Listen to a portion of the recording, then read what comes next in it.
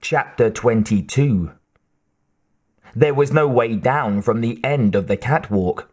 The walkway was simply a balcony of sorts for anyone who wanted to step out of the observation control room and watch the proceedings from the maintenance lab below.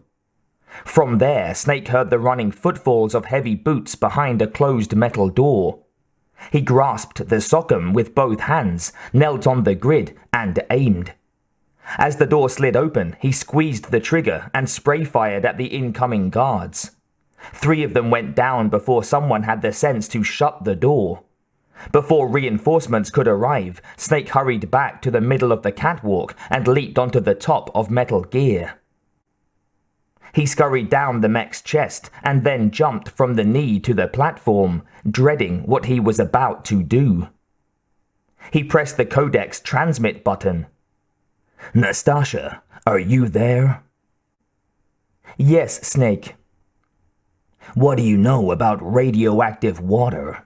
How dangerous is it? I would ask Dr. Hunter, but she's, indisposed." "Well, Snake, it depends on how much radioactivity is in the water. You have a Geiger counter on your codec, right?" "Yeah, the reading is in the red zone."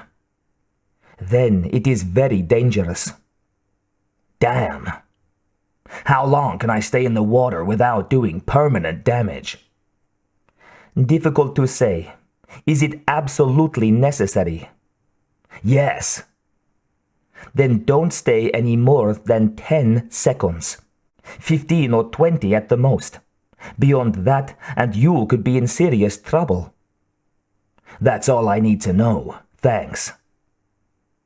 Snake set the codec's timer at 20 seconds, put on the night vision goggles, snapped on the sockum's holster cover, and then, without a second thought, took a deep breath, held it, and dived into the sludge at approximately the same spot where the keycard had fallen in.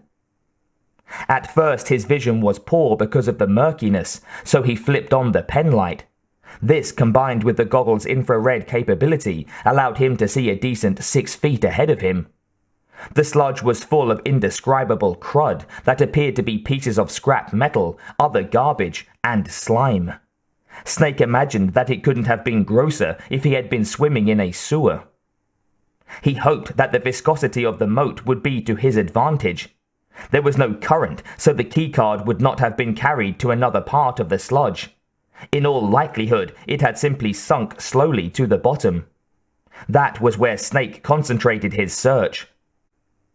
It took him a full 4 seconds to reach the dregs-filled floor, for it was a struggle to swim in the stuff, although Snake wouldn't exactly call it swimming. "Where is it? Come on, find it!" It was like trying to find the correct item in a what doesn't belong picture puzzle. Scattered among larger discarded objects were dozens of pieces of metal that looked like keycards. Only after picking up a couple of them did Snake discover that they weren't the exact shape. He glanced at the timer. 9 seconds had elapsed. Snake didn't know if the radioactivity was affecting him. He didn't feel any different. Not yet, anyway. Hurry! Focus! He rummaged through the junk as he crawled over it, now desperate to finish the awful task and get out of there. At one point his heart leaped with joy when he found what appeared to be the keycard, but it was only a useless level 3 PAN security card. Only 7 seconds left. It was now or never.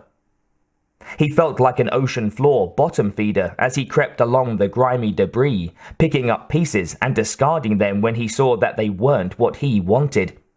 Then, at 3 seconds remaining, he saw it.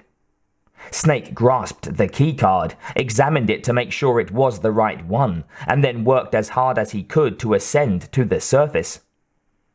He broke out and gasped for air at exactly -1 second. He scrambled out of the moat, lay on the platform, and took stock of his body. He didn't feel any different.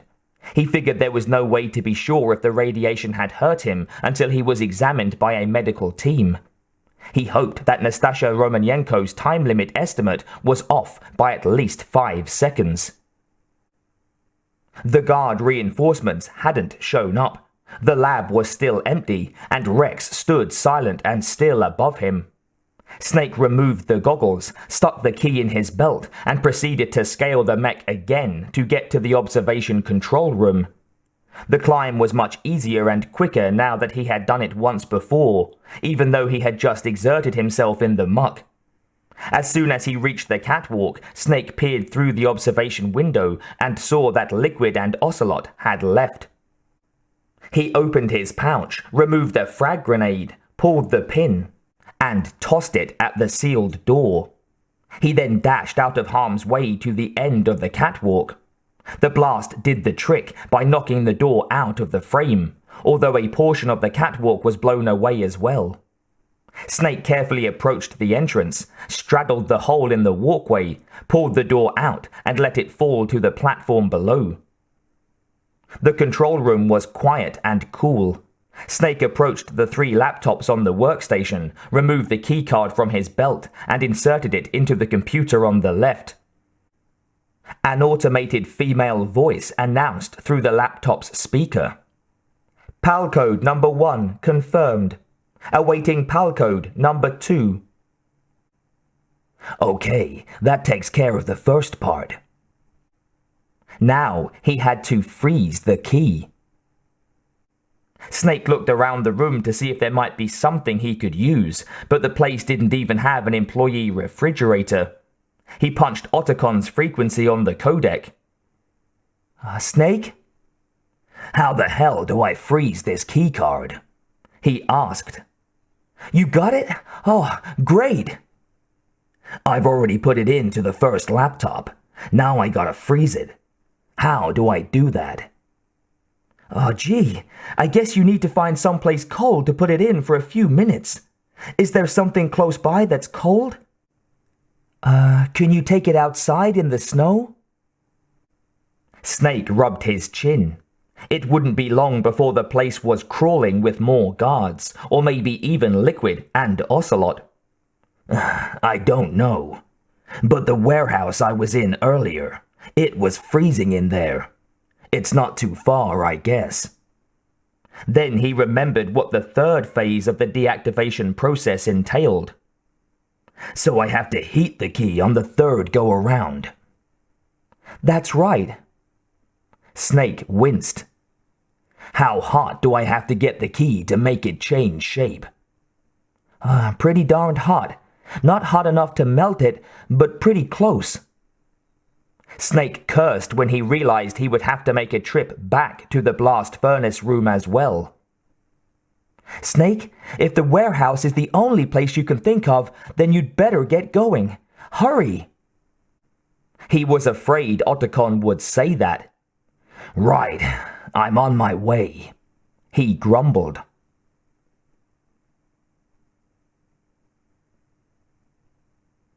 Snake hugged the underground tunnel wall and carefully approached the back door of the warehouse.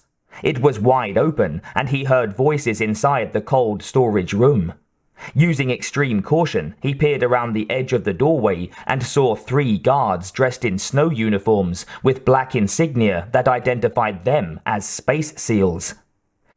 2 of the men carried a large rectangular box, and the other one had his hands full with a bulky square container. Fortuitously, they were close enough for Snake to hear their conversation. Where do you want this?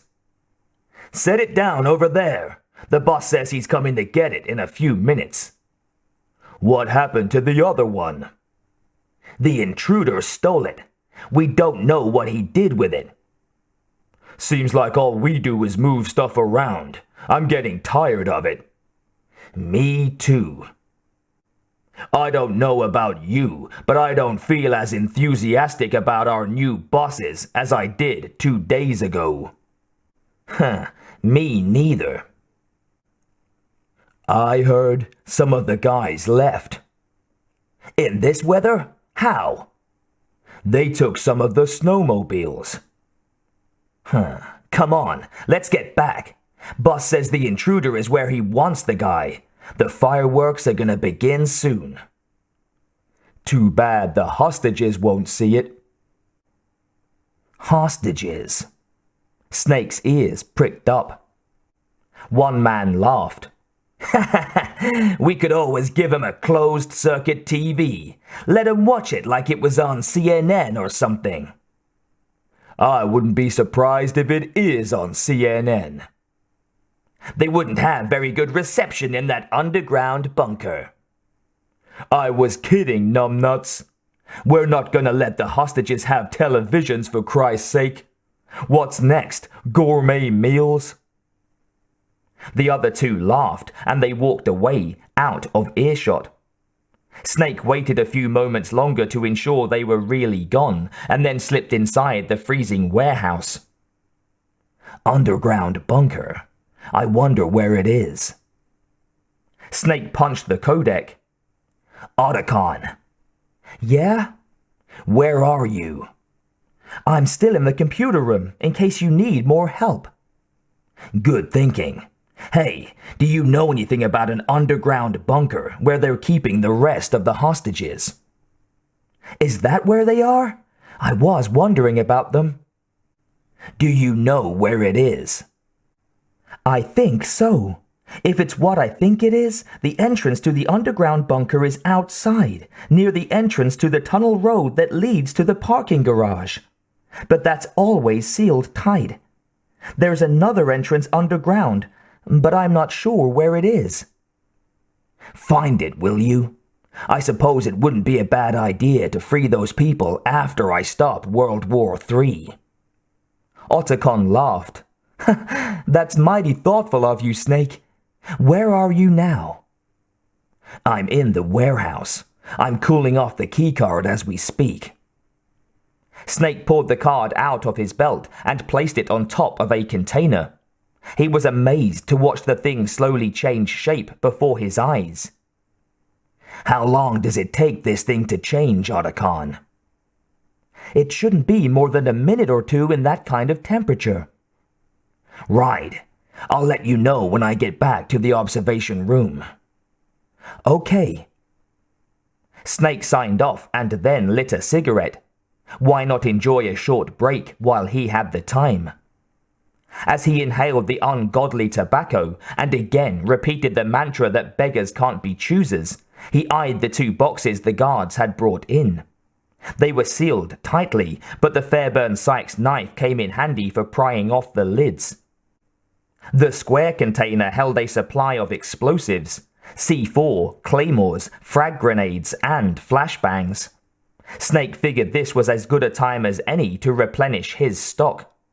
He filled the supply pouch with as many devices as would fit, and then turned his attention to the rectangular box. Lo and behold, it contained another Armstech portable Stinger launching system with 3 missiles. Snake grinned, stubbed out the cigarette, and closed the box. Somehow he knew that the weapon would come in handy, but he had to hide it so that Liquid wouldn't get his hands on it. The case was heavy, but Snake reckoned he could carry it as far as the maintenance lab.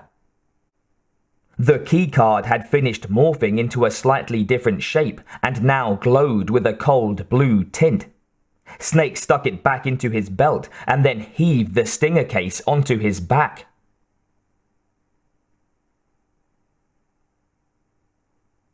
Upon entering the maintenance lab, Snake surveyed the room for a suitable place to stash the case. He decided to store it next to a grouping of machine parts containers stacked against the lab's western wall. At first glance, the Stinger case appeared to be just another box among several. Unless someone was looking for it actively, he doubted anyone would notice the weapon. The lab was still devoid of guards. From the gist of the conversation he'd heard in the warehouse, it seemed that Liquid had been correct. Psycho Mantis's brainwashing hold over the genome soldiers was wearing off. Some of them were deserting. With any luck, more would come to their senses and maybe even rebel against the renegade Foxhound operatives. But Snake couldn't count on it any more than he could expect Liquid and Ocelot to surrender. No, he had to see the mission through to the end alone. After the climb up the metal gear, Snake found himself in the observation control room once again. The keycard was still cold, and it slipped right into the second laptop's slot. The automated female voice intoned, "PAL code number 2 confirmed. Awaiting PAL code number 3. Snake punched the codec and dialed Otocon's frequency. "How's it going, Snake?" "Okay. The second PAL code's been inserted. I'm on my way back to the blast furnace to heat this baby up. It's a little farther, so it's going to take longer. Have you found the entrance to the underground bunker yet?" "Not yet. I'm searching through tons of computer files that show diagrams of the facility's layout. Don't worry, I will find it." Snake signed off and headed out the door. He was all the way down Metal Gear and into the tunnel when the codec beeped again. The frequency indicator registered as Master Miller. "Master, what's up?" Snake asked. "Snake, it's about Naomi Hunter." "Then you should talk to the Colonel. He's looking into it." "Turn off your monitor, Snake." He did so. "Okay, no one else can hear us. Go ahead." "Sorry, but I didn't want Campbell to hear." "Okay, what's up?" "I've got a good friend in the Pentagon. He's the one who told me about it. It looks like the DIA recently developed a new type of assassination weapon." "An assassination weapon? What do you mean?" "Snake, have you ever heard of something called Foxhound?" Just a little while ago, I heard Liquid and Ocelot talking about it." "Well, it's some kind of virus that targets specific people. I don't know all the details, but..." "Look, Master, I don't have time for beating around the bush. What are you trying to say?" "It's too similar." "What is?" "The cause of death. Didn't the Armstech president and the DARPA chief, Decoy Octopus, didn't they die of something that looked like a heart attack?" "Yeah?" "Well, apparently Foxhound kills its victims by simulating a heart attack." Snake stopped moving and leaned against the tunnel wall just before re-entering the warehouse. "Are you telling me that Naomi is behind it?" Snake, try to remember. Did Naomi give you some kind of injection? Shit, the nanomachines. She was in the best position to have done it, but I don't know what her motive was. Miller said. Does the Colonel know? I'm not sure. Okay, I'll ask him myself. Snake switched the frequency. Colonel. Yes, Snake. Campbell's voice sounded tired and tense. What's new with the Naomi situation? She's in deep trouble. She was sending coded messages towards the Alaskan base. I didn't want to believe it, but she must be working with the terrorists. Are you sure? I'm afraid so. She's being interrogated now. What kind of interrogation? Well, Campbell sighed. I'd like to avoid the rough stuff, but we don't even have any sodium pentothal here on the sub. Call me if you find out anything. Snake switched the frequency back to Master Miller. Master, it's not good. So it's true, isn't it? The old trainer asked. Naomi, I can't believe it. You think she's the one that made this virus? Who else? It's supposed to attack people on a genetic level.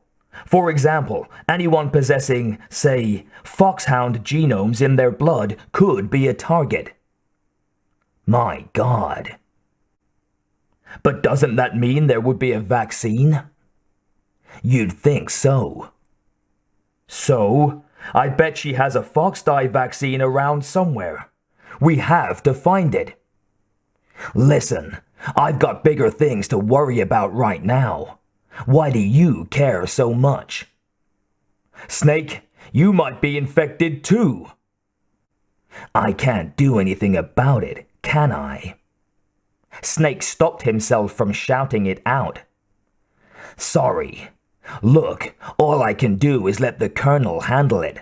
I gotta go. He clicked off and entered the warehouse.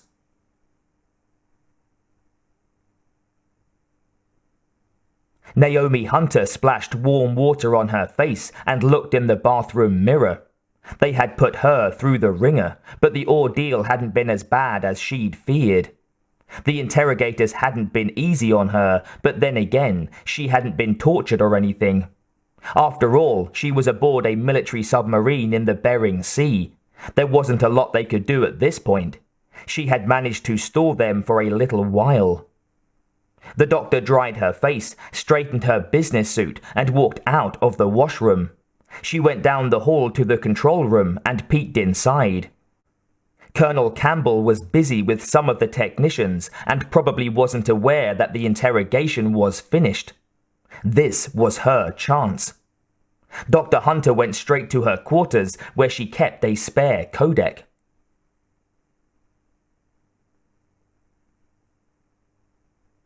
Snake stepped out of the blast furnace room's cargo elevator and immediately broke into a sweat. The rise in temperature was a shock after the cold warehouse. The corpses of the guards he had dispatched earlier were no longer lying beside the smelting pit, so Snake exercised extreme caution before moving into the area. As he stood out of sight within the elevator alcove, he scanned the upper catwalks and staircases for any signs of movement. He noticed that the surveillance cameras seemed to be functioning again. He drew the sockum, aimed at the closest camera, and fired, blasting the device into 100 pieces. 2 higher-mounted cameras were more difficult shots, so he swung the sniper rifle off his shoulder and drew a bead on one. He knocked the camera off its mount and then quickly repeated the action on the third. The sound of running footfalls approached the elevator. A lone guard must have been alerted by the shots, for Snake heard the man speaking into a transmitter and calling for backup. Snake waited in the alcove for the trooper, but the man slowed his gait and advanced with vigilance. Who's there? The soldier demanded. Show yourself! Throw down your weapon! Snake kept perfectly still. So far the man hadn't seen him, but with a few steps more. At precisely the right moment, Snake stepped into view, kicked the assault rifle out of the guard's hand, spun around, and delivered a second kick to the trooper's abdomen. Without pausing, he clobbered the soldier in the face with powerful 1-2 punches. The man went down like a slab of beef. Snake gave the place a cursory look to make sure he was alone, and then removed the pan card from his belt. He set it on the lip of the smelting pit and waited as the thing changed its shape much more quickly than had happened in the cold warehouse. In a minute it was complete, glowing with a red tint. He quickly took the new key card and dashed to the cargo elevator.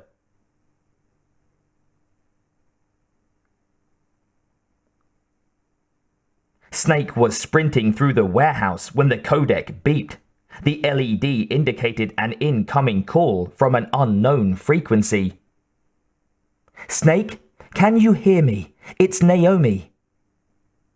He stopped in his tracks and punched the button to transmit. Naomi, what the hell? She spoke softly and urgently. Colonel Campbell and the others are busy right now. I'm on a different codec. Naomi, is what the Colonel says true? The doctor hesitated before answering. Yes, but not everything I said was a lie. Snake's eyes narrowed. Who are you? I don't know.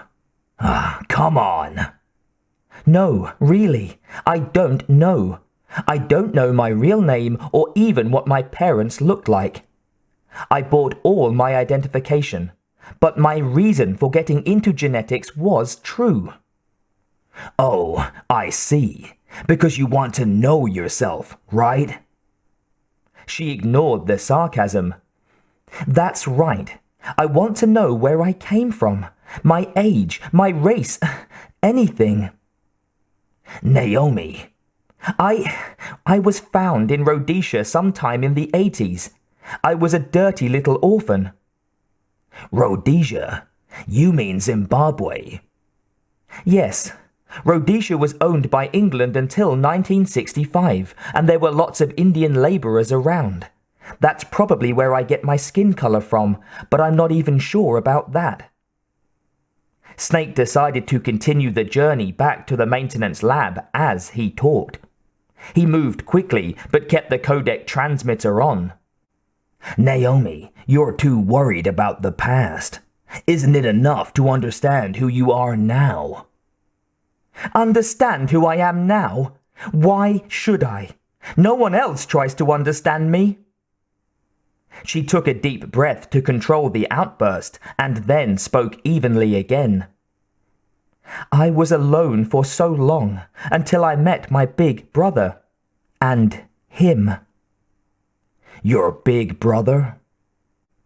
Yes. Frank Yeager. What? He was a young soldier. He picked me up near the Zambezi River. I was half dead from starvation, and he shared his rations with me. Yes, Frank Yeager, the man you destroyed. He was my brother and my only family. Grey Fox. The revelation created a nauseating sensation in Snake's stomach. We survived that hell together, Frank and I. He protected me. He's my one connection, the only connection that I have to my past. And he brought you back to America? No, I was in Mozambique when he came. Who is he? You mean Big Boss? Yes, he brought us to this land of freedom, to America. Snake made it through the warehouse and entered the underground tunnel as she continued the story. But then he and my brother went back to Africa to continue the war, and that's when it happened. You killed my benefactor and sent my brother home a cripple. I vowed revenge and joined Foxhound. I knew it was my best chance to meet you, and I prayed for the day that I would. I waited 2 long years. To kill me? Is that all you cared about? Yes, that's right. 2 years. You were all I thought about for 2 long years, like some kind of twisted obsession. For some strange reason, the words hurt Snake deeply. He had felt some kind of connection to the doctor, and now everything had changed. Do you still hate me? Not exactly. I was partly wrong about you. What about Liquid and the others? I'll have my revenge on them too. A thought struck Snake. Naomi, you didn't kill that doctor too, did you? The one who used Grey Fox for the genome experiments. Dr. Clark? No, that was Frank. Afterwards, I covered it up and helped him to hide from the authorities. After a pause, Snake asked, So that ninja, Grey Fox, he's come here to kill me? I don't think so. I think he just came here to fight you. I wasn't sure before, but now I think I understand. A final battle with you. That's all he lives for. I'm sure of it. Snake stopped moving and leaned against the tunnel wall. Fox, no. Memories of his old friend flashed through his mind, but they were overtaken quickly by images of the man in the strange exoskeleton, the cyborg ninja. Naomi, tell me something. You want to know about Foxhound? Yeah. Foxhound is a type of retrovirus that targets and kills only specific people. First, it infects the macrophages in the victim's body. Foxhound contains smart enzymes created through protein engineering. They're programmed to respond to specific genetic patterns in the cells. Those enzymes recognize the target's DNA? Right. They respond by becoming active. Using the macrophages, they begin creating TNF-epsilon. Huh? It stands for tumor necrosis factor, a type of cytokine, a peptide that causes cells to die. The TNF-epsilon is carried along the bloodstream to the heart, where it attaches to the TNF receptors in the heart cells. And then it causes a heart attack? The heart cells suffer a shock and undergo extreme apoptosis. Then the victim dies. Apoptosis? You mean the heart cells commit suicide? Naomi, you programmed that thing to kill me too, right? She didn't answer. Snake thought he heard a sniffle. How long do I have? He asked. When she didn't respond, he said, Naomi, I don't blame you for wanting me dead, but I can't go yet. I still have a job to do. Listen, Snake, I'm not the one who made the decision to use Foxhound. You weren't? No. You were injected with Foxhound as part of this operation. I just wanted you to know that. No, that's not the whole truth. The real thing I wanted to tell you was... But she was interrupted by a man's voice. Hey, what are you doing? Naomi shrieked, and then Snake heard the sound of a scuffle. Her codec fell to the floor, and the tiny screen on Snake's codec filled with snow and static. Naomi, what's happening? Naomi! And then Colonel Campbell came on the line. The transmission was crystal clear once again. Snake, I can't allow Naomi to make any more unauthorized transmissions. What's going on, Colonel? Naomi's been removed from this operation. What happened to her? Snake shouted. What did she mean when she said that Foxhound was part of this operation? Colonel, let me talk to her. I won't. She's under arrest. Snake was livid. Colonel, you double-crossed me. Snake, there's no time to explain. It's not what you think. Right now, your job is to stop Metal Gear. Do you hear me? Yeah, I hear you loud and clear, Colonel. I'm gonna do that right now. Snake shut off the transmission just as he entered the maintenance lab.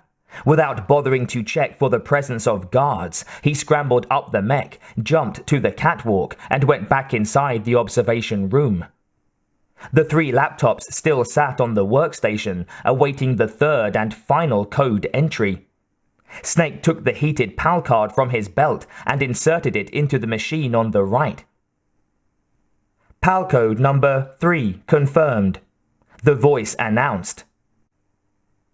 PAL code entry complete. Detonation code activated. Ready to launch. What? Snake shouted. No, why? I deactivated it. He took the laptop with both hands and shook it. What did you say? A security door slid closed, replacing the blown-off one, and the sound of the slam reverberated loudly in the room. And then the lights snapped on inside the maintenance lab. Metal Gear was awakening.